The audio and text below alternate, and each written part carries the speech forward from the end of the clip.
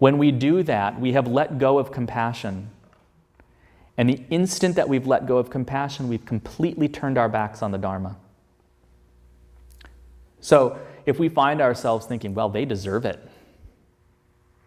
Of course, we know that we create the causes for the results that we experience. But if in our minds we have this lack of compassion, this, it's your fault, then we're not practicing compassion, and we need to change our minds. The same thing with sympathetic joy. If something wonderful and really virtuous, if someone accomplishes something really good, and inside we're like, I wish that was me, that shouldn't be them. I want people to praise me and say, I'm so wonderful, not them. Then we're heading in the wrong direction, away from enlightenment. And then with equanimity, this one's really easy. Whenever we feel ourselves, thrown this way and that, if you're driving in your car on the way home and you're thinking, oh, that idiot at work, oh, there's no equanimity there. So we need to let that go and try to cultivate that equanimity. So this is also a measure that we can use moment to moment in our lives to see if we are actually walking on the path or if we've strayed one way or the other. So we can use this in different ways. So this is a really, really good basic teaching that we can use both as a formal meditation practice and, as I said, as a litmus test for what's happening with our minds in each moment.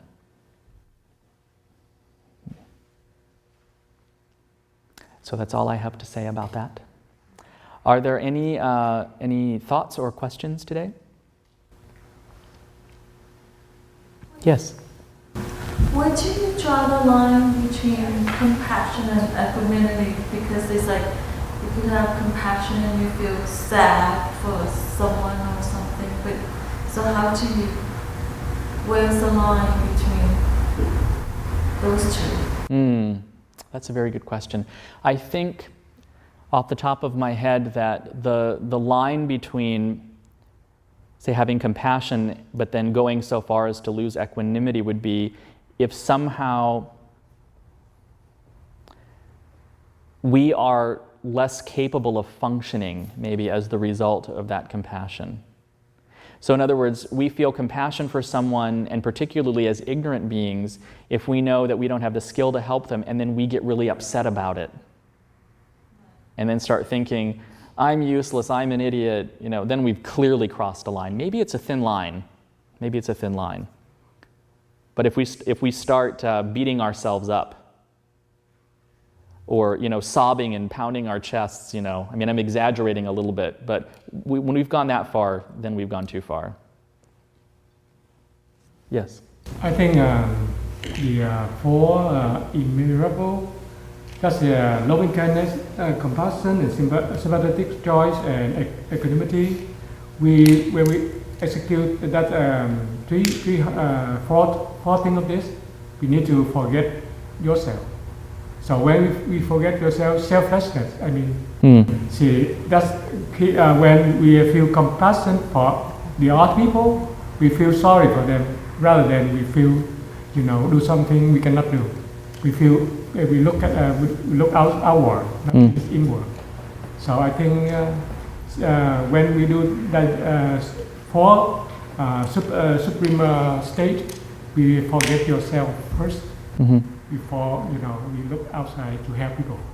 Well, yeah, that's certainly a way to approach it, and then that will lessen the chance that we will lose our equanimity, perhaps.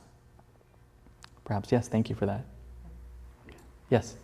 Is it correct to understand that equanimity is like detachment?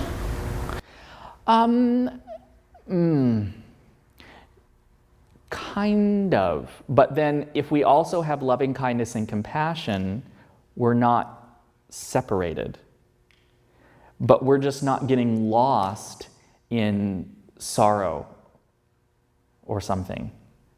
That's what equanimity is.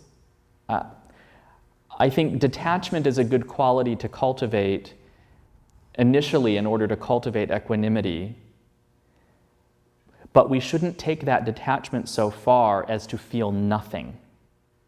Because when we stop feeling, if we take that detachment so far, and we say, this doesn't have anything to do with me, I'm not connected to this. If we take it too far, then we've cut off loving kindness and compassion.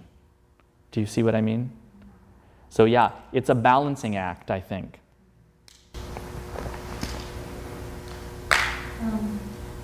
Among the four immeasurables, according to me, the first two is, you can pretend to be that.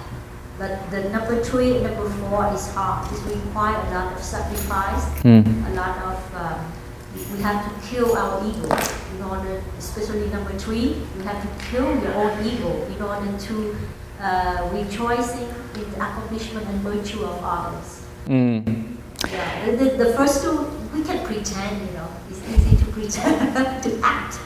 But the last two is the real hard. Well, I think even with the third one, we can pretend. Something wonderful happens to somebody and they're getting, an award for their good deeds or something, and we can smile and say, "Oh, I'm so happy for you. Congratulations." Right? So we can probably fake the third one too.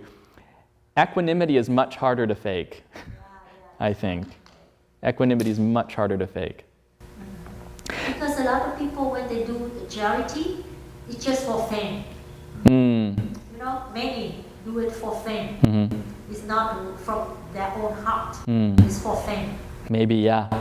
That's true. That's possible. I think that's possible. Yeah. If we're doing good works, virtuous things, but we've got this feeling, look at me, I'm so virtuous. Not a good motivation. So I think the main point here is watch your mind. Watch your mind very carefully. Yeah, I'm sorry, you raised your hand. Because the equanimity, not if we detach something, we detach from people, but I think free from attachment. That's good meaning about the equanimity, because attachment from the self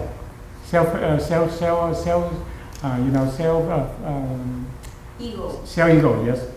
So attachment, you get it, free from attachment means attachment from yourself, detached from yourself, From your own selfish wants and perceived, maybe misperceived needs. If I acquire that, then I'll have happiness. Forget about that other guy.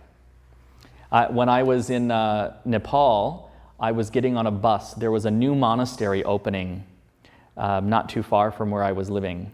So a bunch of people, lots of people were on the street that day trying to get buses to go out to this new monastery. There was going to be,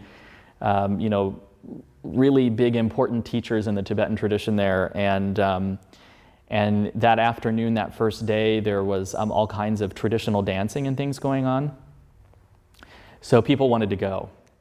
And we see the bus come up, and the bus stops, and I'm standing right near the door, and there's this nun from Ladakh in northwest India standing next to me, and she's significantly shorter than me. The doors open up, and she goes, bam, like this. She elbowed me in the chest and ran on the bus to get the only seat. There aren't enough buses, so sometimes you literally have people riding on the roofs of the buses, or hanging halfway out the door, because there's not enough buses and things. So, yeah, I think, when we're concerned, attachment then is me grasping at things generally selfishly in order to get what I want, to get that immediate gratification for me now. So you're right. We need to let go. This is what we're talking about when we talk about attachment and aversion. It's getting what I want and avoiding what I don't want.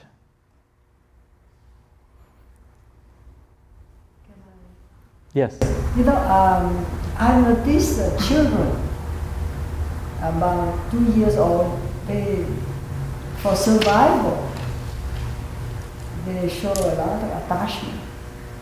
Like wanting to, feed or, having their own toys and so on. Little children about 2 years old, they will fight for their toys.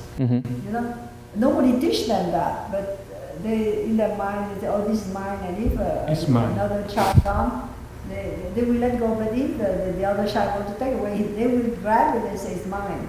Yeah. So I think it's survival. It's instinctive. I think it's more than an instinct, actually. It comes from countless previous lifetimes of trying to satisfy the self. So it's not so much a biological instinct as it is this really strong impression in the mind that we come into this world with. So then, as children, I mean, this is one of the most basic things. We're constantly doing this throughout the entire day. We're constantly figuring out how to get what we want and how to avoid what we don't want. Now, as adults, generally, we're more skillful at it, and we've kind of learned a little bit over time that, well, I want that, but okay, if I just grab it, I'm actually going to suffer more than I'll be pleased. So we learn to let things go to a certain extent. Children haven't figured that out yet, but they have this strong impression of countless lifetimes of grabbing at what they want, grabbing. So I think it's not so much an instinct, but it's part of our previous karma that we carry into lifetime after lifetime. Yes, ignorance. Yes, ignorance. This is our ignorance as sentient beings, yeah. Other questions? Let me double check the time here. Well, if there are no more, then we can go ahead and begin our meditation today.